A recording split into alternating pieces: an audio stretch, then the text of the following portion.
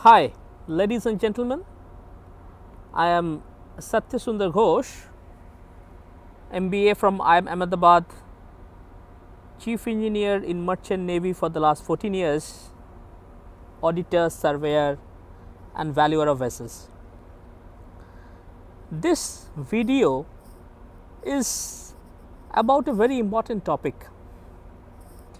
Last year, I had written an article on two important developments in the shipping industry.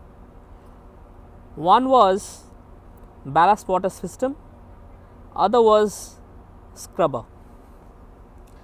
The idea behind both of them is to reduce the amount of pollution, but as we will see, both have done just the opposite. So first, let us take the ballast water system. What is it exactly that the member states and IMO wanted to achieve? The idea was the organisms which are in the water in one place should not infect in other places when they carried in the ballast water and discharged in some other place. But the method that was chosen was to kill the organisms using UV, chlorides, analyte, catholites, etc. Does it really help to kill billions of microorganisms in the name of saving contamination? Wasn't there an easy method? Wasn't there a method in which without killing this organism the same thing could have been achieved, such as fine filter? But as we all know, all the systems, whether it is ballast water or scrubber, is actually involving millions and millions of US dollars per installations, and so with lakhs of ships around the world, it's a big business. Let us take the second one about scrubber. What was the idea behind it? The ships which were sailing at high seas were using fuel oil with sulfur content less than 3.5%. The idea was to use fuel less than 0.5% sulfur. So, the best method would have been to just ensure that the requisite fuel with less than 5% sulfur is available around the world. But what did the member state and IMO did instead? They allowed a scrubber to be installed. What is a scrubber? Scrubber is nothing but a wash system in which the higher sulfur content is washed into the sea. So you can keep using the high sulfur fuel, only that out of the flue gas the sulfur will be cleaned using seawater and it will be dumped into the sea. So instead of in the air, now the sulfur goes to the sea and it actually pollutes the sea and again kills billions and billions of organisms. So as you see, both these rules actually is harmful to our planet, harmful for the living creatures, harmful even for us in the end, because in the end anything which goes into sea as a pollutant will come back to us in the form of fish or some other material. My dear friends, when I wrote an article regarding this too, I had mentioned that the sea is not something, a dead organism or just a material. The water of the seas actually predates the solar system. It is much older and actually it is alive in a very different sense of way, but definitely very much alive.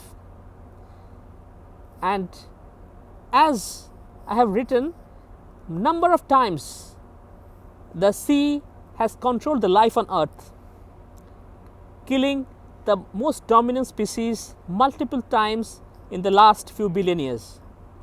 We, as the dominant species, have done the same again. We want to destroy the life, billions of lives in the sea. And now what we see is a COVID-19 pandemic going around the world, which has shut down the shipping industry, shut down the business.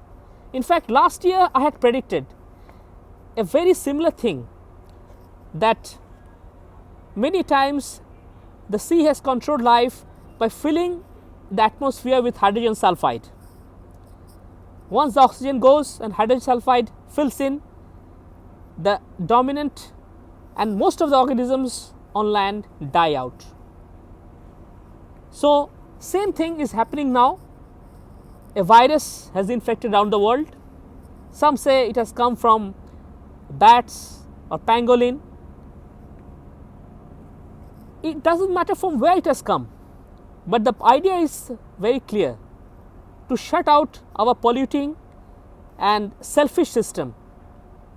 If we as humans cannot overcome our greed and our lust for using every resource, killing every organism, believe me, the organisms will fight back.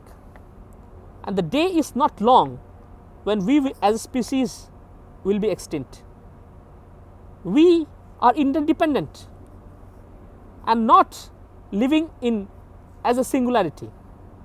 We exist in an ecosystem. We have to respect that. Unfortunately, most of the bodies such as the IMO and the member states seem to forget this basic thing, and then they make rules which are detrimental to life, billions of lives. And COVID-19, I feel, is just one small example of what can happen to us. I hope better sense prevails. The leaders of today are able to see ahead instead of their selfish gains, selfish egos.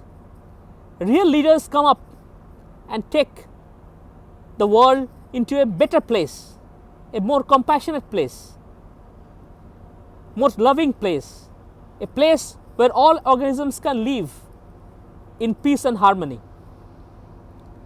People don't have leaders who just want to use everything as a resource, but give it the love and dignity that it deserves. With this, I end my video. I sincerely hope people rise above their petty gains, and a better world, it is something that we can look forward to. Thank you so much for watching.